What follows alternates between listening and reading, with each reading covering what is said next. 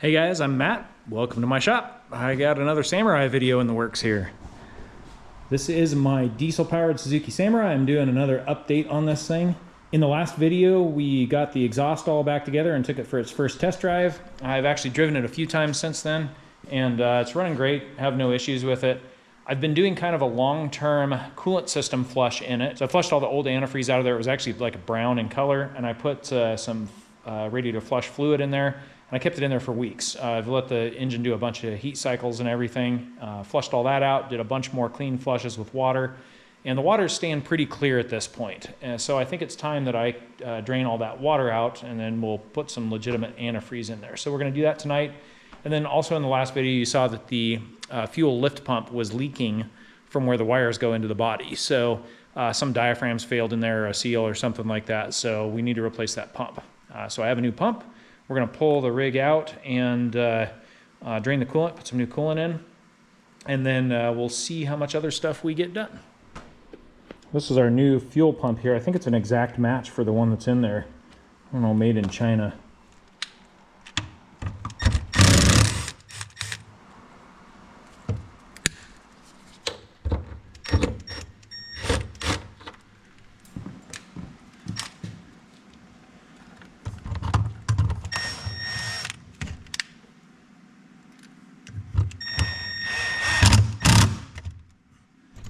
All right, no more leakiness with that pump.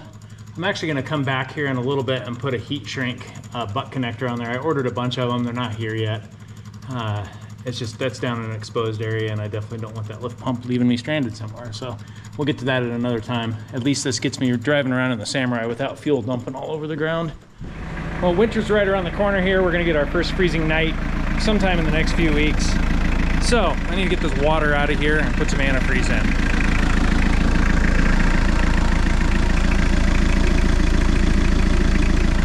Nice thing is this radiator has a good drain on it.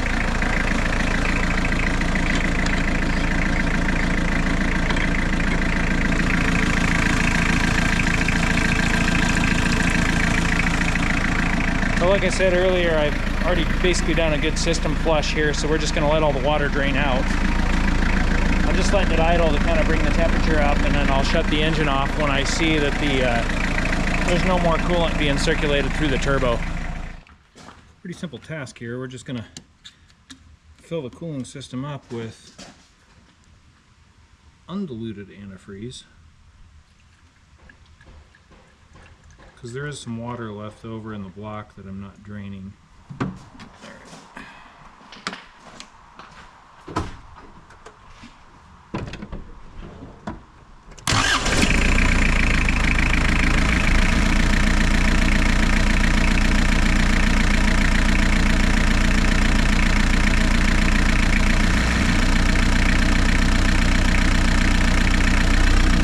Well, you can see it in the dark, but it shows my protection to about minus 35 degrees, so.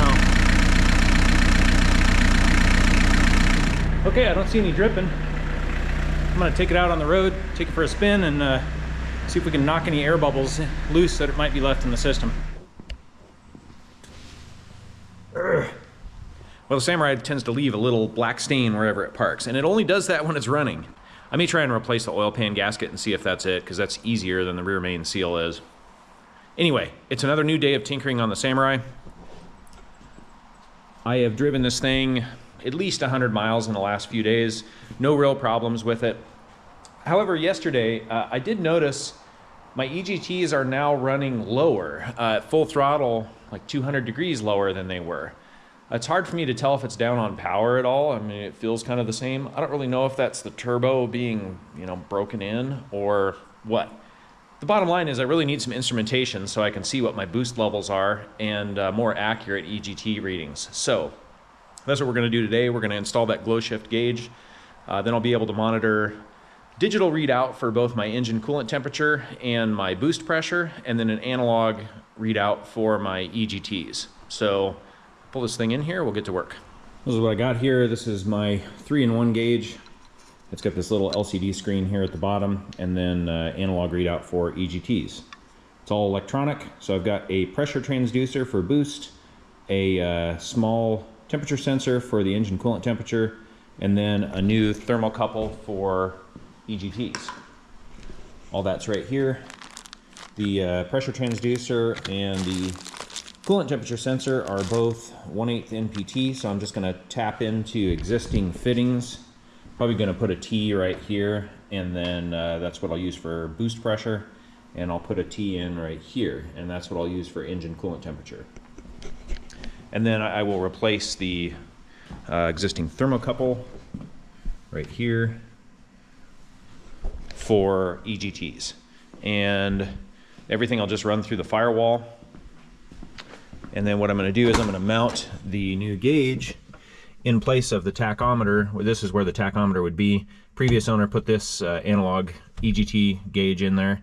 And you know, it works fine. I don't really have any complaints about it, but it is not backlit and its accuracy is kind of questionable. So, and obviously I want to be able to see boost pressure. So anyway, I think what I'm going to do is pull that out of there, and then I'll probably 3D print some kind of plate that goes in there that adapts the opening for the tachometer to the new gauge.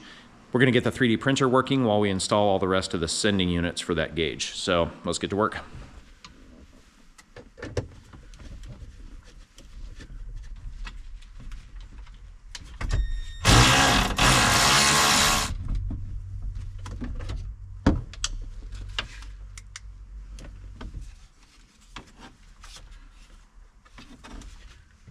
Thankfully that guy left a bunch of EGT cable bundled up behind the dash, so I got plenty of room to work with.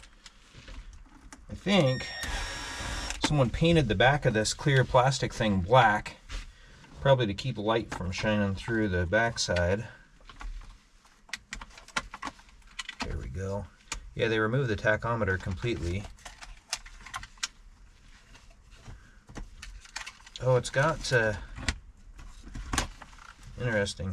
Oh, you know what? It probably did have a backlight. I think it was soldered to this, these foil runs. It was, but clearly this one wire came loose.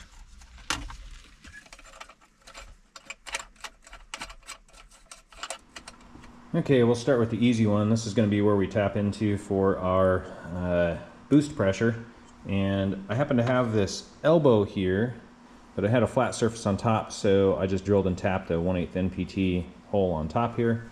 So we're just going to thread this thing in right here, put our wastegate nipple coming out the end here, and our pressure transducer out the side. Now, after I get the boost gauge in here, I may actually plug this off and just switch to the pressure transducer only if I decide to stop using the wastegate. On a diesel, as long as you're not overspinning the turbo, the wastegate is really not needed. You can't really have too much boost pressure. It's just if you spin the turbo too fast, you can actually damage the turbo. But I have a feeling that this turbo on this engine here, I'll be able to plug that wastegate just fine and not end up putting the turbo at any risk. So, but I need boost pressure before I can make that decision.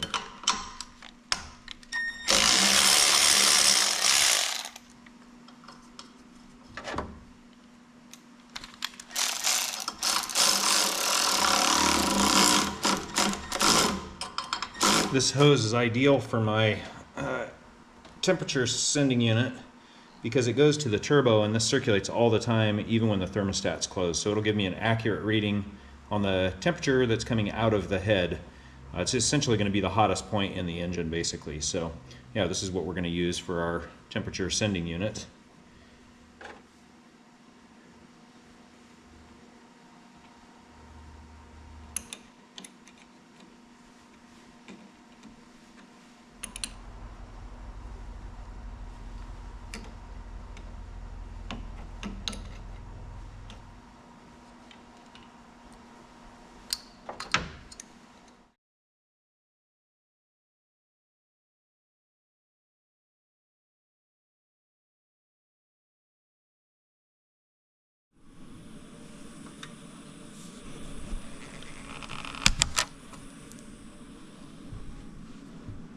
The idea of this thing is that it sits just a little bit proud of the back of it, since the rear bezel essentially touches this.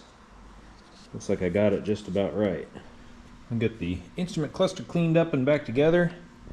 This is what I built to mount that glow shift gauge. It's just this 3D printed adapter that wedges into place there. I put a couple of dabs of CA in there to adhere that adapter in there, and then this just bolts right into place over the top of everything else. And then all the wires that go to this gauge will pass through that illumination light hole in the back for the where the tachometer used to be.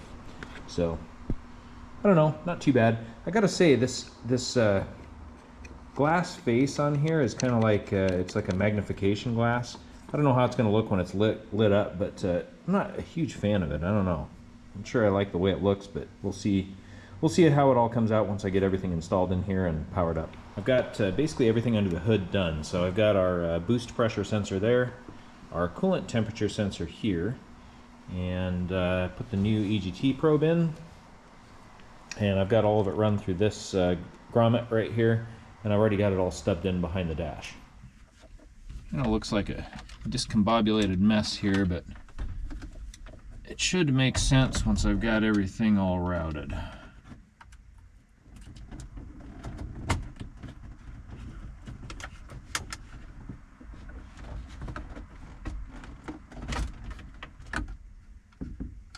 There we go.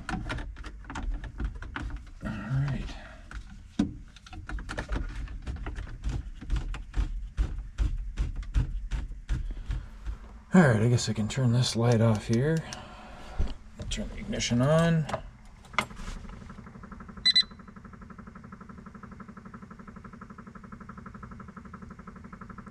Well, that's good, I guess, but boy, the temperature says 208 degrees Fahrenheit. I don't think so. That's interesting. We'll fire this thing up and see what we get here.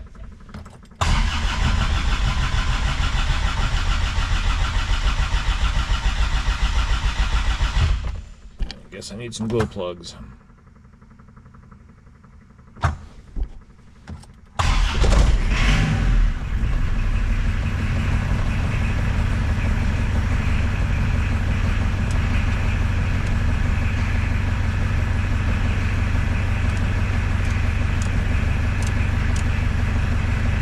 Well, that sucks. I have an issue because I have no backlighting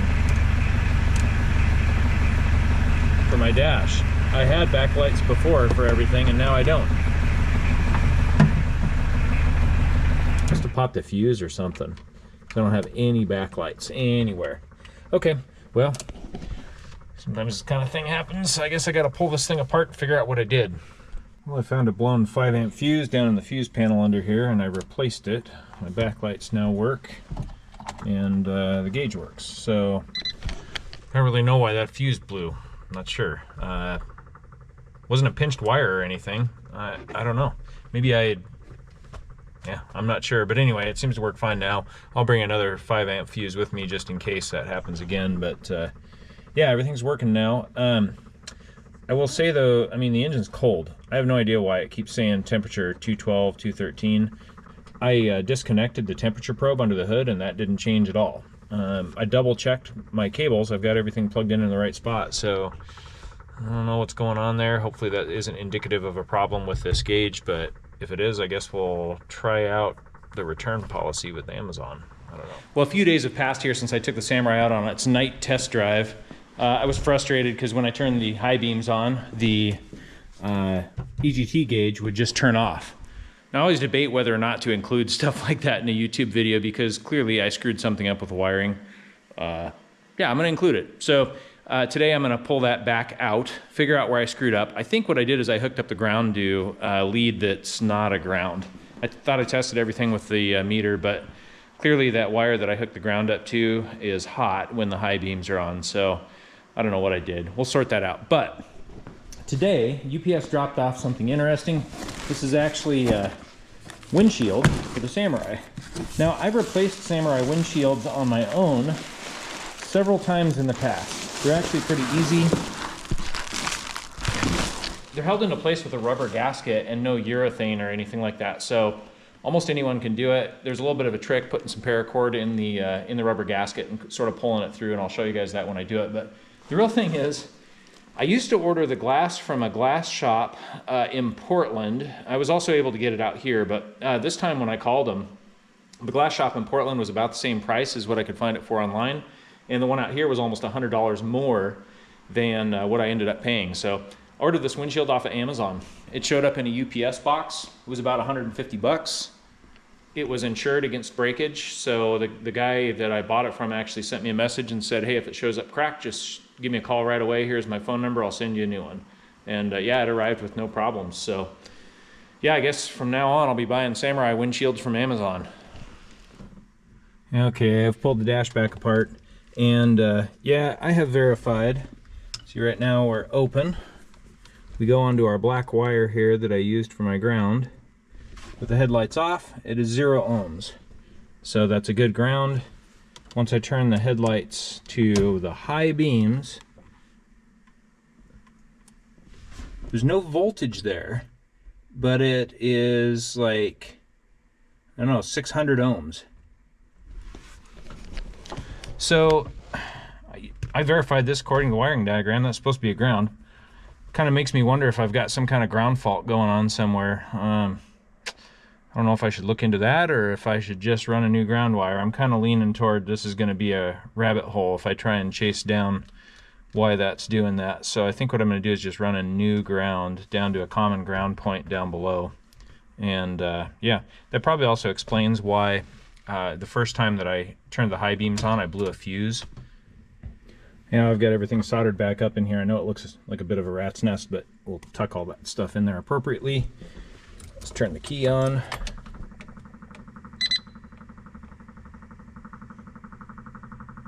Nice. Oh, my temperature is indicating properly now too. Probably is exactly why I was having a problem before, is that my ground wasn't good. And then when I turn the lights on, it dims as it's supposed to. I don't blow any fuses, and it stays on with the high beams. All right, looks like we've solved the problem that I created and done the same job twice. Awesome. Let's put this thing back together and move on to something completely new. Yeah, the temperature is behaving much more appropriately now that I've fixed that ground. It's been idling here for about 2 minutes, and we're up to 101 degrees. So, not a problem with the glow shift gauge. That had to do with the way it was wired. I'm gonna take this thing out on the road and see what kind of boost numbers we're getting. Well, I'm up to operating temperature here. Kind of a little bit uphill. I'm in 5th gear, just, you know, a quarter throttle, doing the speed limit. EGTs are about kind of what I expected. My boost though is a little lower than I thought it would be. So pretty low throttle right now, but if I floor it in 5th, I am lugged down a little bit.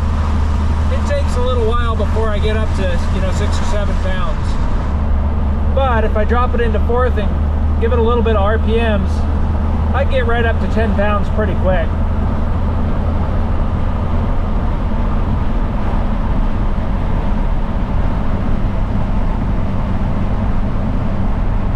We're about 1 mile into the uphill grade here, and I'm in 4th gear.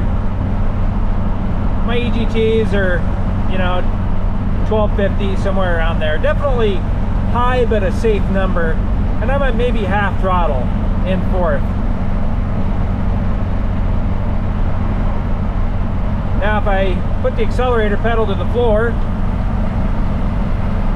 that boost will slowly build up to about 10 psi. My EGTs though will climb all the way up to 1500. Comes right back down if I back out of it, but I don't know, my EGTs are about kind of what I expected they would be. My boost numbers are lower than I thought. This turbo may be a little bit too big for this engine. I just pulled over at the summit here. My coolant temperature is all the way up to 217. It's definitely getting up there. It shows here on this gauge too. But you know, my EGT is perfectly manageable up that grade. You know, I mean, 1300 degrees, but that was you know, 65 miles an hour. And then, like I said, my boost was not really as high as I expected. I'm kind of curious whether that's an instrumentation issue or whether that's reality. I may weld in another NPT bung somewhere else in the elbow. I was reaching down to the crankcase vent to pull the tube off, and my hand kind of brushed in front of the air inlet for the air filter box right here. Now, even at idle, this thing has a tremendous amount of air flowing through there, and it got me thinking, maybe that air inlet really isn't sufficient for the amount of air that this thing draws at high RPM with the turbo. So I'm going to do a bit of an experiment. I'm going to pull this air intake tube off. It's actually rubbing right here and right here on the hood, right there and there. So I need to make a little bit of clearance anyway, and I'm going to do a couple of pie cuts in it and kind of tilt it down a few degrees. But I'm going to take the Samurai for a test drive with that air tube removed and just see if the turbo and the engine behave differently. If I get more boost, quicker spool time, things like that. Because if I do, then I'll know that my air box is just insufficient. Make sure there's nothing loose that might get sucked in here. Certainly don't want that. All right, I guess I'll take it for a test drive and see if this thing behaves any differently with that air inlet tube removed.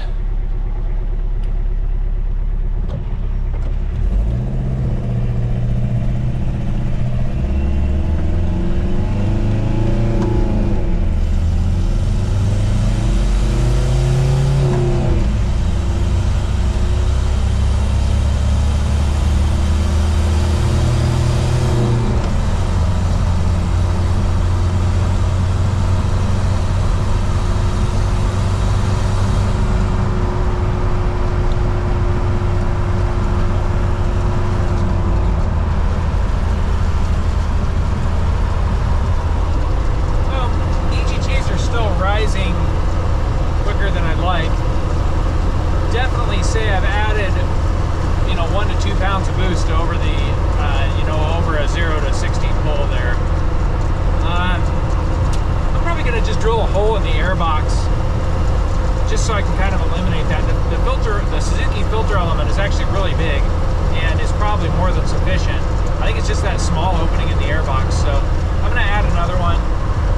And then I think I'm going to pull the exhaust off of this thing, and we'll try running it with just the downpipe and see how much of a difference that makes.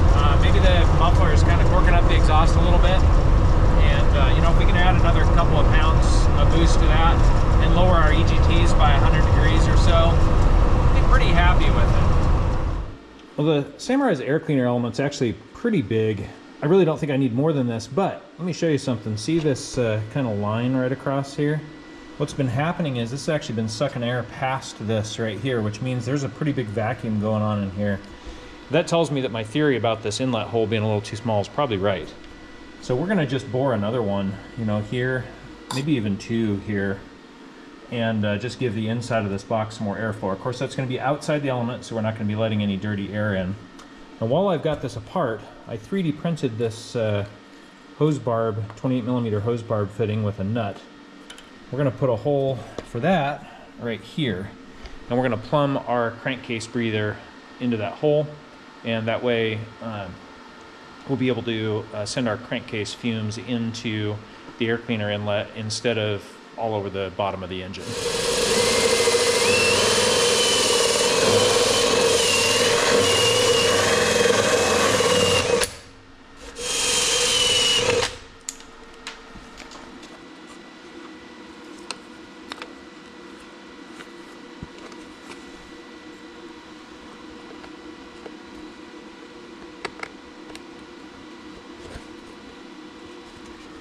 And we can leave this open for now until we get our crankcase breather hooked up, because again, it'll be outside the filter element.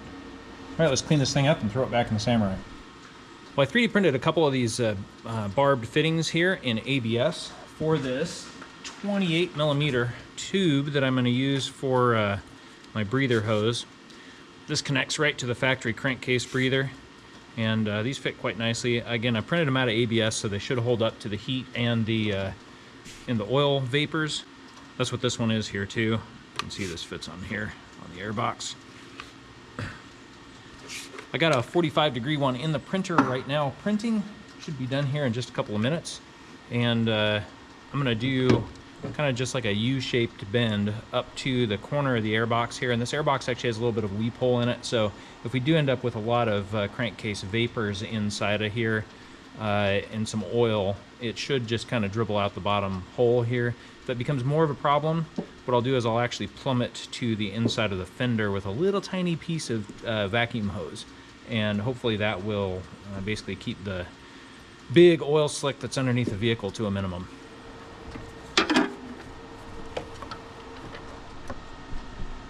It'll be a little hard to see down in there.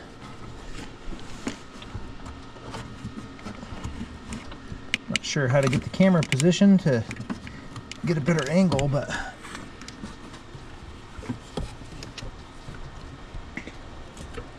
all right, there. My angles aren't quite perfect. Actually needed a little bit more than 45 on that one, but they're close enough. I think this will work just fine. I don't know how well it'll show on the camera, but it's just like this slight kind of oily haze right here. That was coming out under the Samurai and kind of coating everything underneath there. So I realized that I'm going to be coating my paper air filter with a little bit of an oily mess, but you know, that's okay. I'll change it a little bit more often.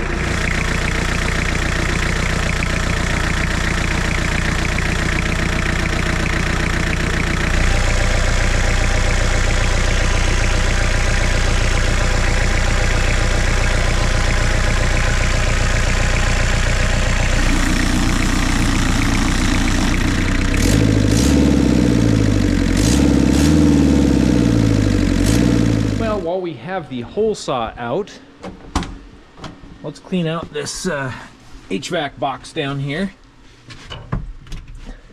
Get all the leaves and mouse nest and everything out of it. So I've done this on quite a few Samurais that I've owned. Usually works pretty good. So let's see if I can get this light positioned here. There we go. So the heater core is right about here in the box. We basically just drill a hole right above that, and then use compressed air and a vacuum and whatever other tools we want. I'll probably even get the garden hose in here, and we'll just flush all the crap out of there.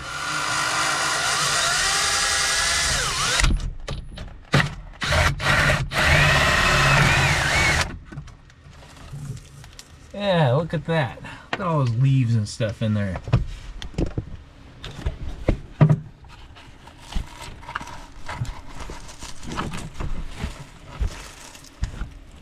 All right, we're gonna vacuum all that crap out of there,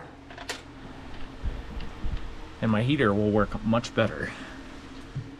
So the way this works is the blower motor blows air down from the top up here, down through this heater core, and then depending on how you have the flap set, it either goes up to the defroster vents right here, or down to the floorboard, or halfway in between. But when you got all that crap piled on top of it, there's no airflow down through there, so you don't actually get any hot air down through. Pretty common. Every Samurai I've owned has had this issue, but the good news is it's actually pretty easy to clean up.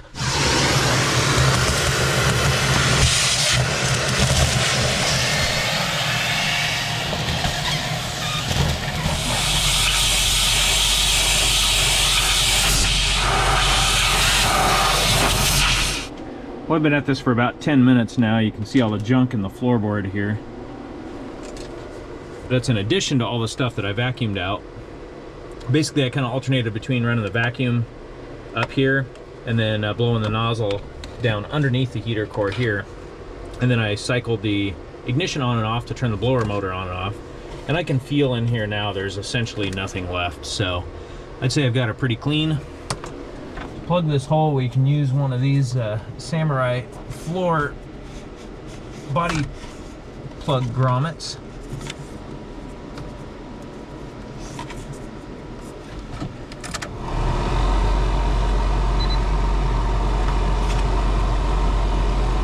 This thing back. We got plenty of airflow coming out of here now. Well, it's the first morning since I've owned the Samurai that it's been below freezing, and I'm really curious, how difficult is this thing going to be to start when it's cold outside? So what we're going to do, I'm going to set up the camera here. We're going to try and fire this thing up. Now I do have the exhaust disconnected. working on some changes to that. So you'll see some smoke coming from under the Samurai instead of out of the tailpipe. But yeah, let's hit the glow plugs and see if this thing will start.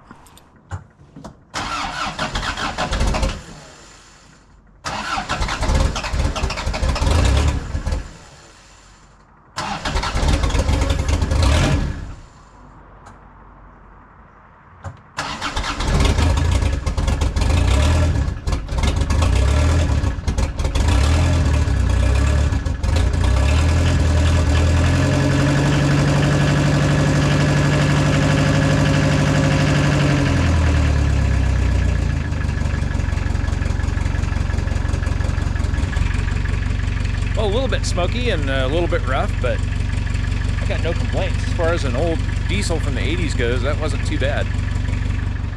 Well, as my projects sometimes do, this one has taken a little bit of an unexpected turn. I've been driving the Samurai pretty consistently for the last 4 or 5 days, and I have noticed that the engine is consistently behaving inconsistently, if that makes any sense. Some days when I drive it, it's got tons of power. I mean, I can run it at 80 miles an hour on flat ground if I want, and I can't get the EGTs up above about 1300. The same day, later in the day, all of a sudden I might not be able to get it above 60, and my EGTs are just through the roof. I mean, I could hit 1500 degrees on flat ground, that's putting things at risk. It's putting my exhaust valves and my pistons and turbo at risk. So. And there's no rhyme or reason to it. One day it'll run fine, the next day it won't. Sometimes even in the same day it'll change between them. And my initial thought was maybe I had something clogging up the exhaust. And so I pulled the stock exhaust off and just left the downpipe in place, and no difference whatsoever. I did pull the intake air tube off and ran it that way, no difference there either. I actually pulled the turbo back off and checked the manifold to make sure there wasn't some piece of debris in there, just like I had before. Nothing in there either. So, as I often say, Google is the sharpest tool in my toolbox, so I utilized a Google search to rifle through some old Isuzu pup forum postings, and I discovered the injection pump on this has a cold start compensator device that's design is to advance the timing when the engine is being started.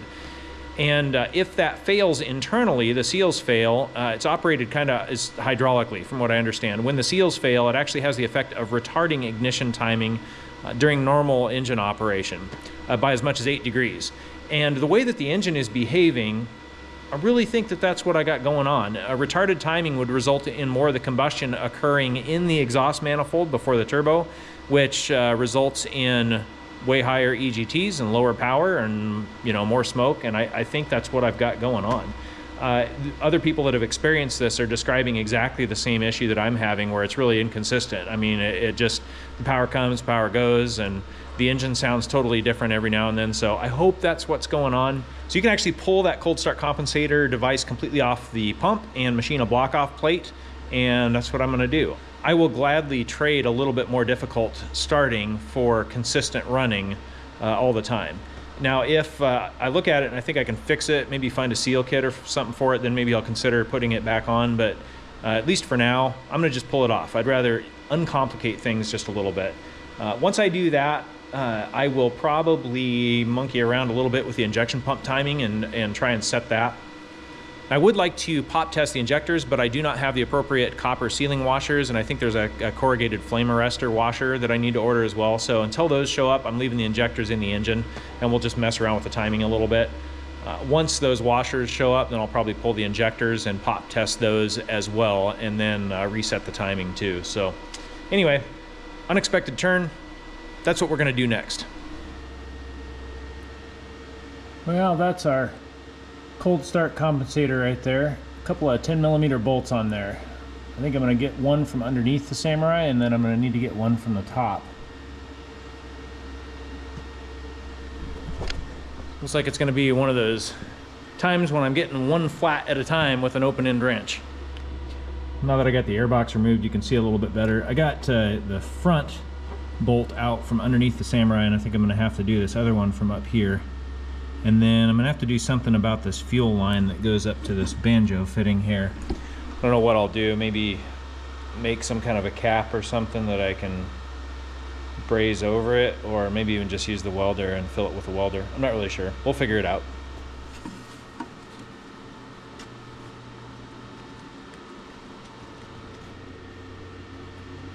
now that I got this thing out of here, I think what I'm going to do is cut this basically right in the middle, and then I'm going to just essentially weld a plug into this side of the line right here. And what that'll allow me to do is, in case I ever want to use this again, I can basically just cut that plug out of there and use a short length of fuel line clamped on that little straight area. And that way I haven't completely destroyed this thing. I think that's going to be the plan.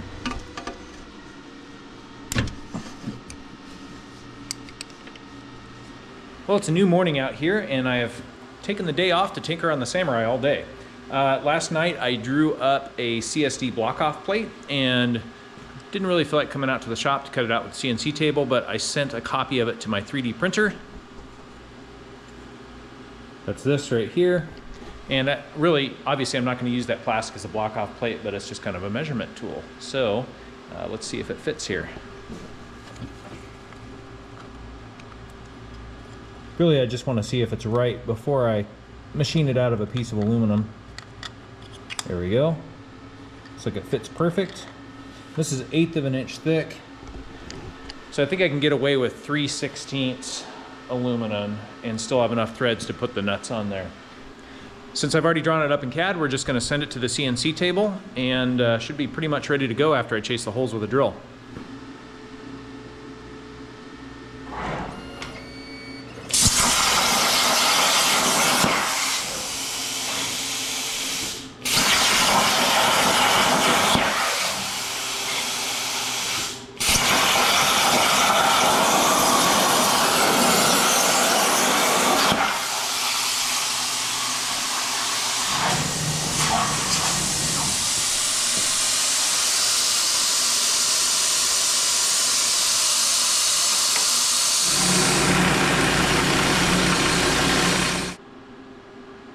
Should work nicely, and the 3/16 thickness should be more than enough rigidity to prevent leaking from that O-ring that's there. The O-ring still feels pretty soft and supple, so yeah, I think we should be good.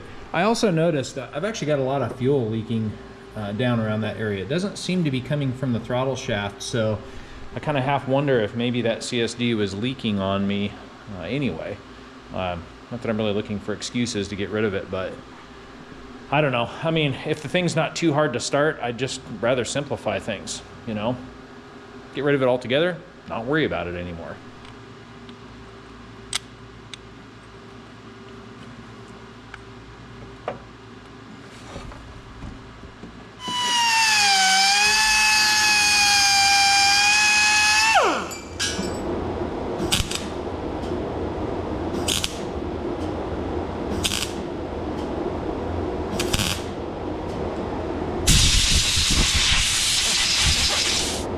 So the nice thing is, in the future, if I decide I want to reinstall the CSD device, I can just cut this off with a cutoff wheel and then add just a short length of flexible fuel line right there, and that should allow me to reinstall this without any kind of issue.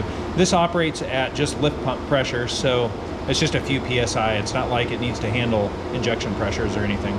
Well, everything's back together, so I think it's time to fire this thing up and see how it sounds.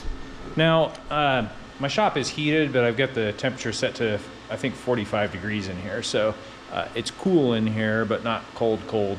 So I would expect the Samurai to cough and sputter just a little bit. Plus, I may have introduced a little bit of air into the injection pump as well. So, yeah, I wouldn't expect a perfect start up here, but as long as it starts and runs, we'll take it out for a test drive and see if we've solved our issue with our EGTs and low power.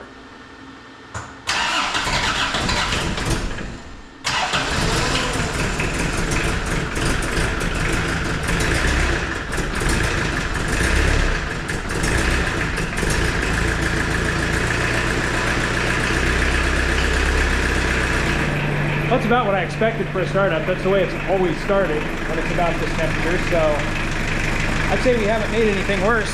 Let's look for leaks. It's been idling for a few minutes and no leaks, so I think I'm good.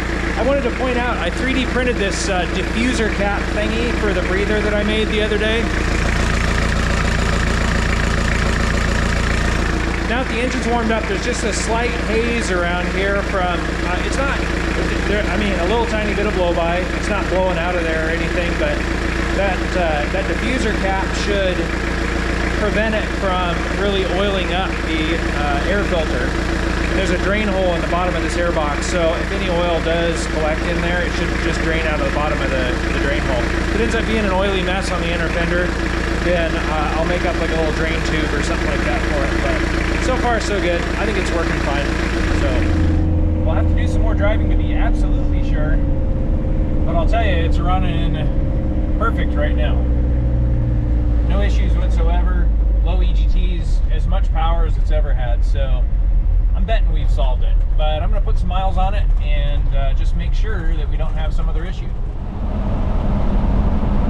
This is about what I expect out of this engine here. Just cruising on slight uphill, 800 degrees EGT, maybe 58, 59 miles an hour. My foot's barely on the throttle in 5th gear, and I've got about 1 pound of boost. I can drop it into 4th, floor it. I see no smoke coming out the back. We're picking up speed pretty good.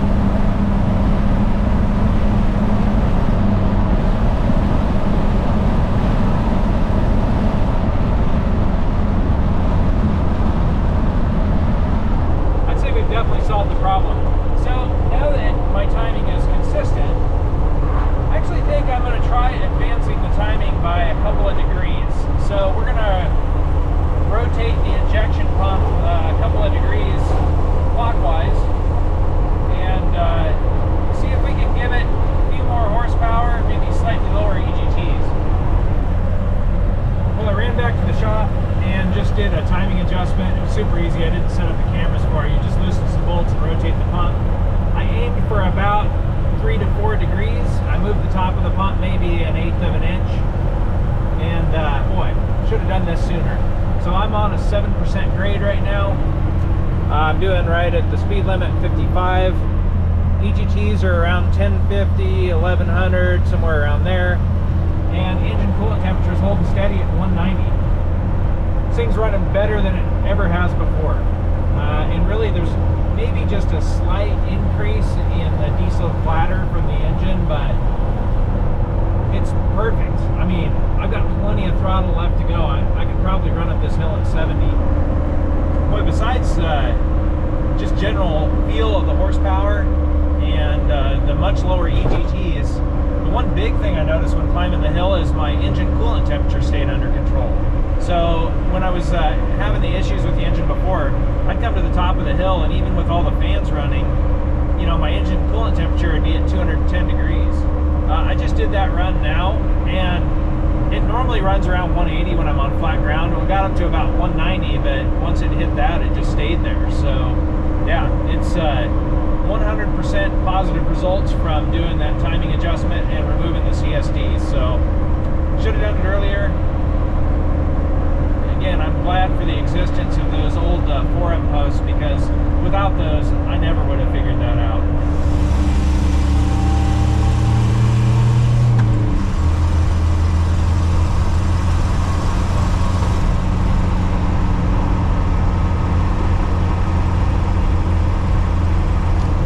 Yeah, 16.0 seconds. That's pretty funny. All right, let's try another one of these 0 to 60 pulls here.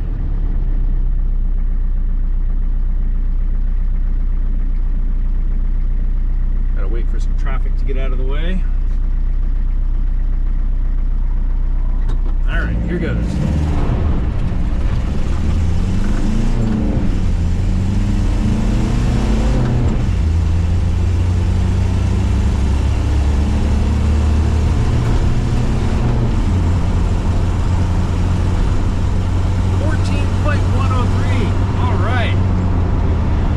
Best one yet.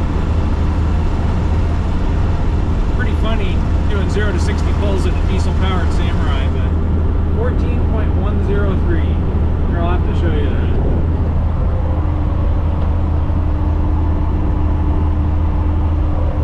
I don't think it's going to get much better than that.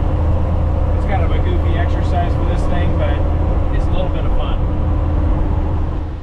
All right, well, the fall weather is here again. Looks like we're in for about a ½ inch of rain and some 50-mile-an-hour winds tonight. So I'll work inside the shop, gonna get this top pulled off tonight, and hopefully get the windshield torn apart and see what we're into as far as the windshield wiper linkage goes. And I'm also planning on welding in some patch panels to get rid of those chunks of plastic that are bolted to the windshield wiper bases. So I've never had this top off. Let's see what it takes to get it off of here. Pretty sure it's just these 4 buckles here. There she goes.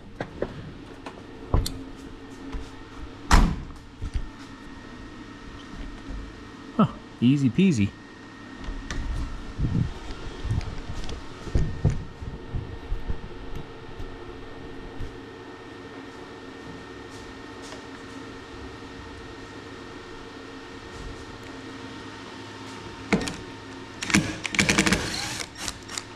Might have been off of here before.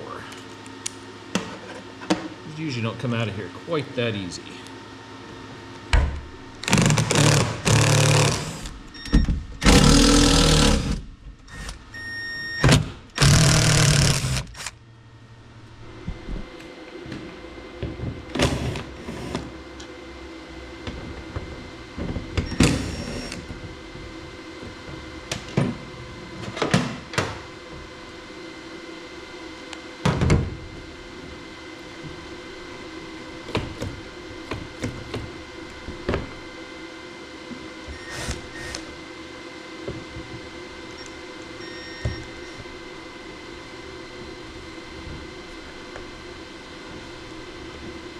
Boy, I thought this stuff was silicone, but it's not. I don't know what the heck this is. It's all gooey.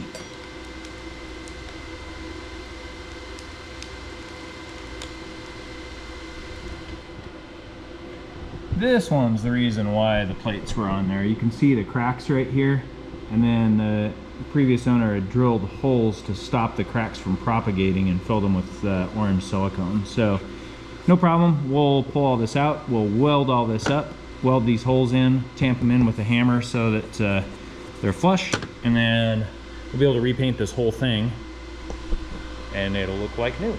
Now that I got this windshield down here, I can kind of inspect things. See, this joint looks fine. This one's got a little bit of play in it, but not too much. The major amount of play is right here. Well, that was definitely the culprit right there. Or without that plastic cup in there, this was just rattling back and forth on that ball, and there was tons of play in there.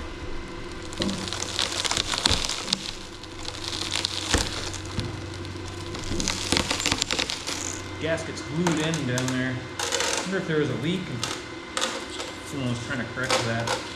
Because the paint's actually coming off with the gasket. Maybe this has never been replaced before? Yes.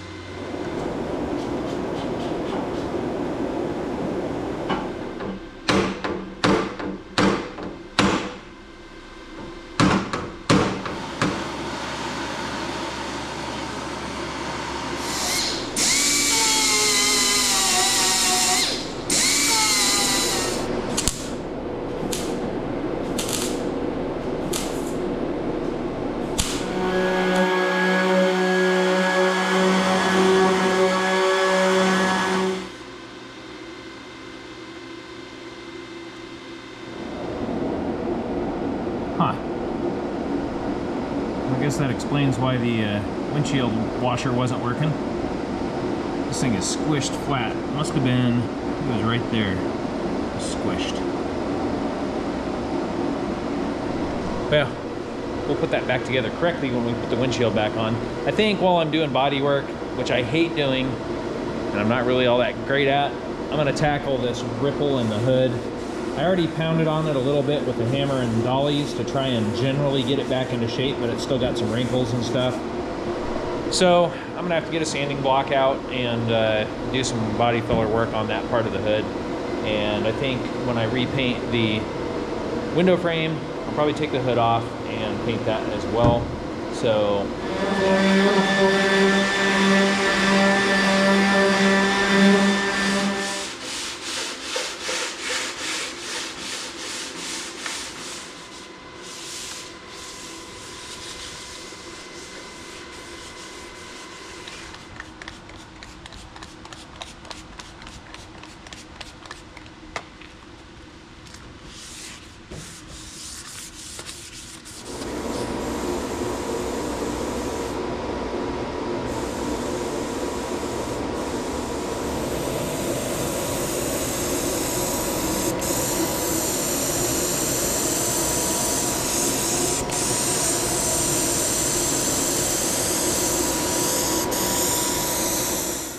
Well, at least that task is done.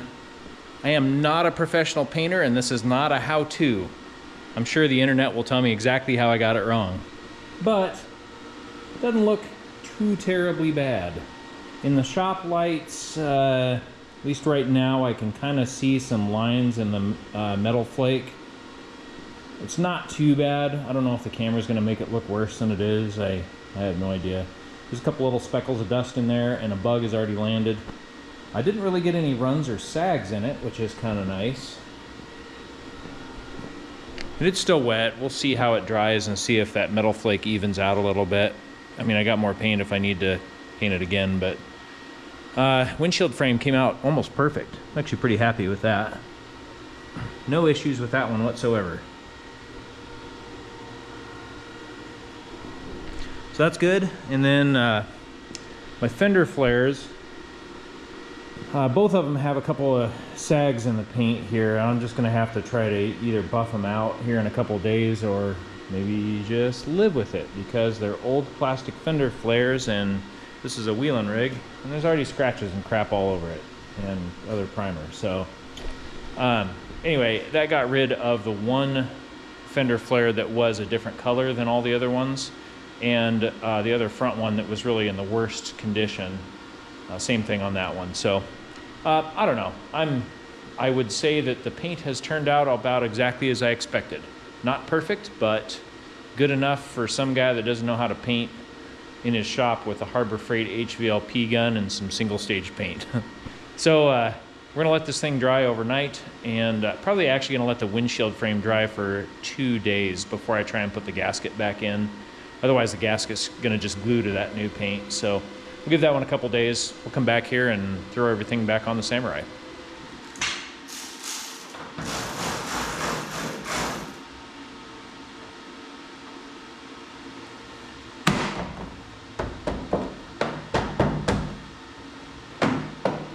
Well, it's been 48 hours since I painted everything. I had the hood outside today while it was raining, and it was awful nice to see all the water beat up on that thing.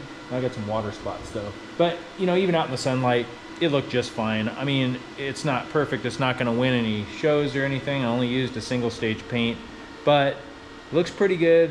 Ought to last for a while, and I'm happy enough with the results. So now that it's been 48 hours, I think the paint has cured enough on the windshield frame for me to reassemble that.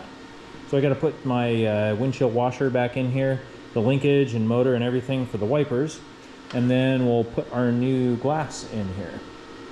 My repairs came out pretty good.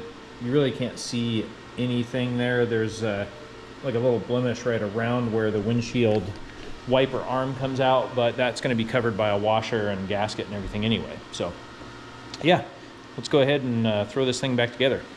So we've got the gasket stretched over the glass. I'm going to take this piece of paracord and put it inside of the gasket on the part that goes in the window frame.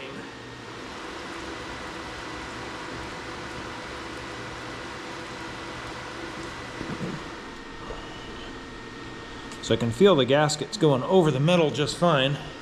So this is working.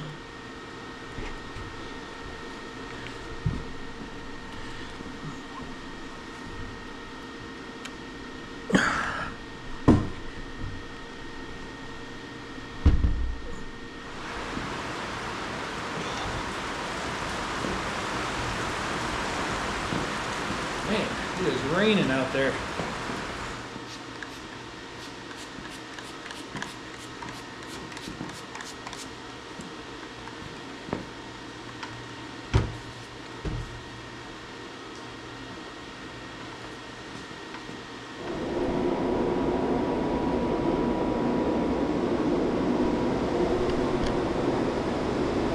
Crap. Yeah, I just broke the new glass. I was sitting here just going around the frame like this, just trying to get everything seated in there, and it's just split right across there. Maybe a little too much force with my hand. Maybe there's a little pebble or something in there. I don't know. It's obviously my fault. It sucks. I'll order a new one. I'll get the next one right. Let's try to rope this thing in, hopefully with less glass breakage this time.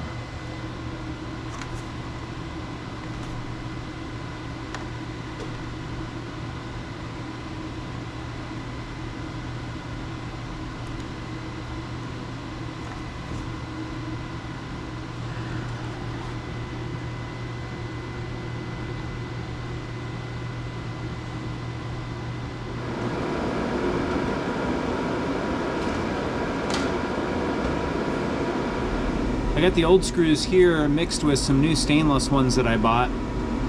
Stainless is, you know, a little bit softer, but these old ones you can see kind of have some corrosion and stuff on them. So just for the sake of looks and longevity, I'm gonna be replacing everything with stainless. I'm definitely gonna have to title this video "Mistakes Were Made," because more mistakes. I'm not sure how much of this was my fault, but I put the windshield all together. I was trying to run the windshield wiper motor. It wouldn't run. I took it apart. I found two issues. This connection is broken right here. And I figured that was it. So I took it all apart and I jiggled the connection. It still wouldn't work, and I could actually hear the motor straining. And I took the screws off, and I discovered that this piece of linkage that goes here is too short.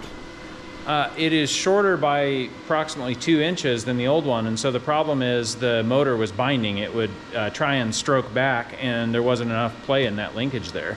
And fortunately, I saved the old linkage right here, and yeah, it was a pretty easy comparison to make. The length of this piece right here is almost 2 inches longer on the piece that I pulled out. Look at that. Maybe 1.25 inches, something like that, I don't know. But fortunately, we've got everything we need here. I'll be able to pop this new cut into the old linkage and should be able to work with that. Well, this is gonna be one of those days where I work really hard all day long on something that I wasn't even planning on working on, and also don't get that thing done either. Been working on this stupid windshield wiper linkage and motor all day. So I was able to press the bushing out of this one right here. But, you know, I think what they did is they molded this nylon in here. You know, they inject it in place. I tried using heat. I tried being very careful. I did it slow and methodically, and I really just damaged it beyond use. So then I went to the house, and I spent about an hour in CAD, and I drew up this really cool 3D printed bushing. That's this thing right here. And then I popped it into place and tried using it for a while, and eventually 2 of the arms snapped off. And I think my design is fine, but the material's wrong. So I didn't have any PETG or nylon, so I printed it in ABS, which is really not the right material for that. That's why it didn't last. And the ball stayed in there, but I was worried that when I went on the trip, it was gonna be in the back of my mind. If I was driving through rain, you know, when are my windshield wipers gonna stop? So I discarded that idea. I drove into Seaside to my local Napa Auto Parts store, and we pulled out probably 30 different boxes of nylon windshield wiper bushings, and none of them fit. The only one that was even close was $24 for one bushing. It was ridiculous. And so I'm sitting there brainstorming ideas on how I can make this work, and I asked if they had any small spherical rod ends. I don't know why I didn't think of this to begin with. And this is what I came up with for a grand total of $11. What a great solution. I wish I had done this to begin with. So what I have to do now is cut this ball off and drill a hole that's this diameter right here. This rod end will mount on this, and then I need to weld probably just cut the head off a bolt and weld it on to this point to put the center right about there. Then I can thread this rod end on here, bolt it to this. That end will snap back onto the other linkage. It will be amazing. It's going to be perfect.